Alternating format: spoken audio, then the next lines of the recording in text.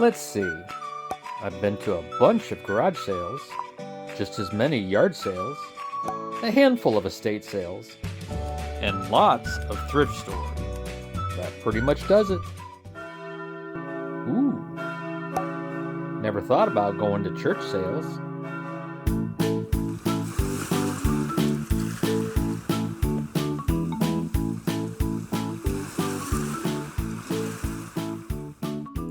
Hey everyone, my name is Tom and I welcome you to Escape Reality Hobbies. I haven't been to a church service or religious gathering since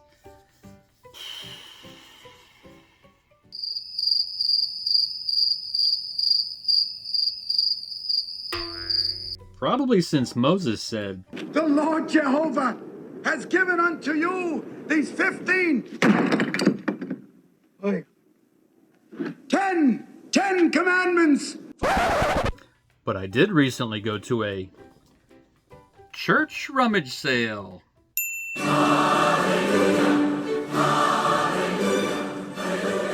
I just happened to be driving by this church on a Friday afternoon when I saw one of the sale signs by the road. It's a sign! Some people would think it's a sign. It's a sign direct from heaven. So with $15 in my pocket, why not stop by? I had zero expectations when I walked in. All I saw was clothes and housewares, but as I walked around towards the other entrance, there were two elderly gentlemen sitting together behind a table. Well, every week this show looks better to me.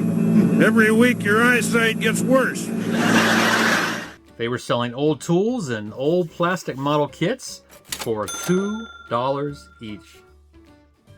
First up, the Revell 1/32nd scale P47D Thunderbolt in the Razorback version. Revell first released this kit in 1969. It was the bubble top version. 1971, they came out and released a new tooling with the new body for the Razorback. This is the 1973 boxing. It is a joint Revell Japan issue. Box is in pretty good shape, showing their other large-scale aircraft. One thing that surprises me quite a bit when I open this up, this kit's 50 plus years old, and the parts are still sealed in the factory bag.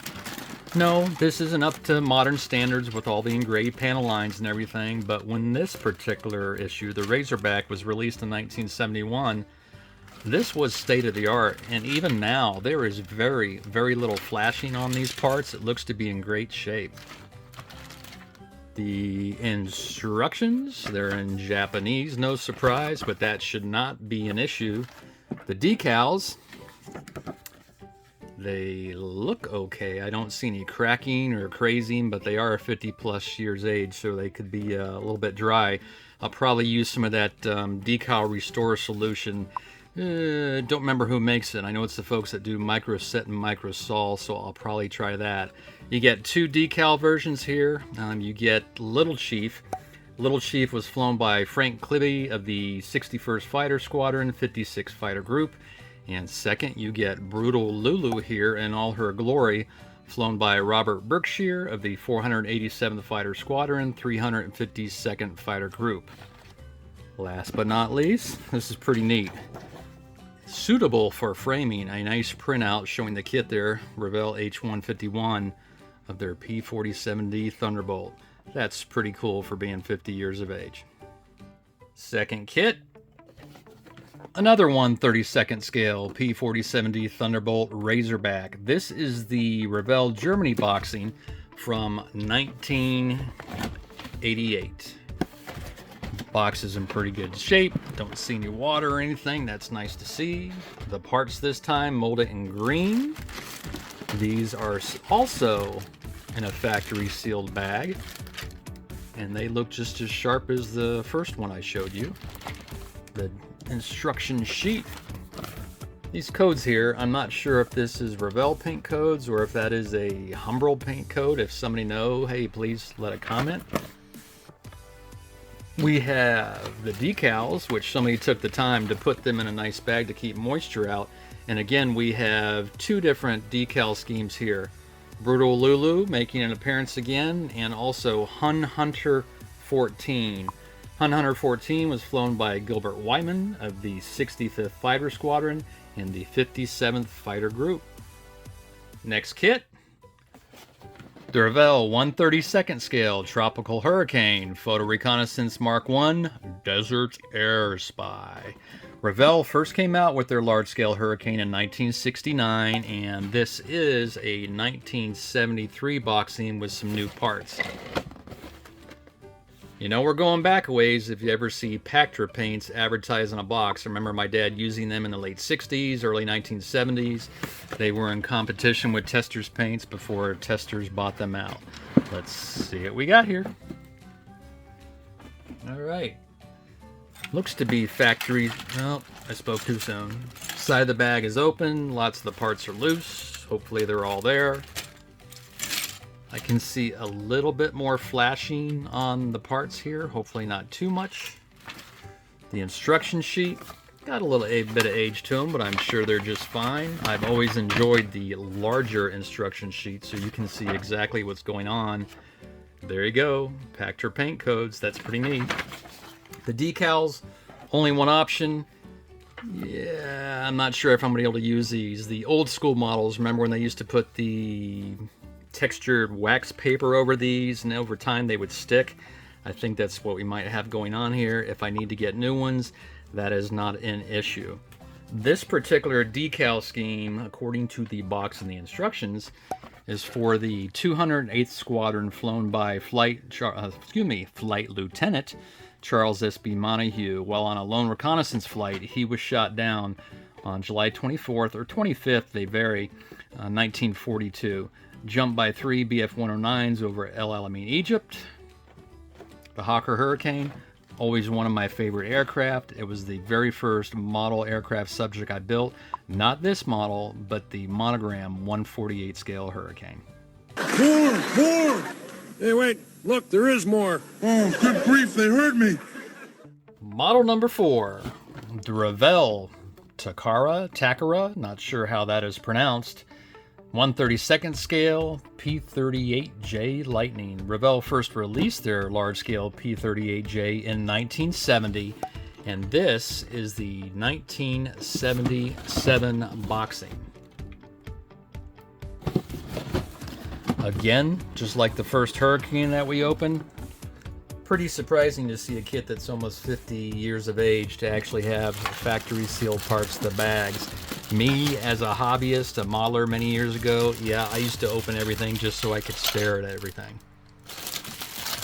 Parts look actually very, very crisp. 2 bags of parts here.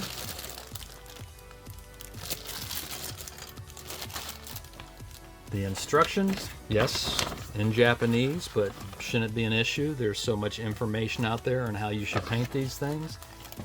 Oh, there's some more parts. I guess that's just some stands or something for the booms of the aircraft.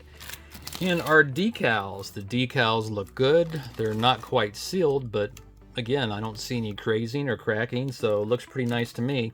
You get 3 decal schemes here. The first one, Arkansas Traveler, flown by Owen Fincher of the 392nd Fighter Squadron, 367th Fighter Group. Marge, which is not a surprise, one of the most famous P-38s, flown by America's ace of ace during World War II, Richard Bong of the 9th Fighter Squadron, 49th Fighter Group. And lastly, Put Put Maru, flown by Charles McDonald of the 475th Fighter Group. Model number 5, the Revell 1/28 scale SPAD 13. Revell first released this kit in 1957, and the obvious choice at that time was to portray America's leading ace of World War I, Captain Eddie Rickenbacker of the 94th Aero Squadron with 26 victories. This is the 1981 boxing. Yeah, you can hear it. All the parts are pretty much loose. I haven't inventoried them. Hopefully they're all there. Instructions, again, I love the large instructions, not the tiny little sheets. I think my dad built this using the little testers or Pactra paints probably to do this. The decals, Not sure. We got some water damage there, and it looks like it hasn't affected it, but not quite sure about that. Hopefully they're salvageable. I do remember the body parts for the ground crew and the pilot himself having to be put in two halves. Yeah, that was kind of pain as a kid, but it was still a fun model as a kid. Last, but certainly not least, another Revell 1/28 scale SPAD 13. This is the Univis Boxing. I'm not sure what that is. That was released in 1969. Showing two of their other large-scale aircraft, the Fokker DR-1 triplane, the Sopwith Camel. The neat thing about this is it has a pretty cool presentation. This kind of reminds me of the Accurate miniatures from the 90s, where you'd go inside, you'd have a box top or box cover inside that you actually had to take off to get into the parts. Parts are factory sealed. Look to be in pretty good shape. Yep, there's a bit of flashing there, but that's not a surprise for something from 1969. Well, I guess the decals and everything are in there. I would assume they're in there. This decal scheme is for, on the box, is for, well, what am I even trying to do? Put that back together upside down. The decal scheme here is for America's second leading ace of World War I, Frank Luke Jr.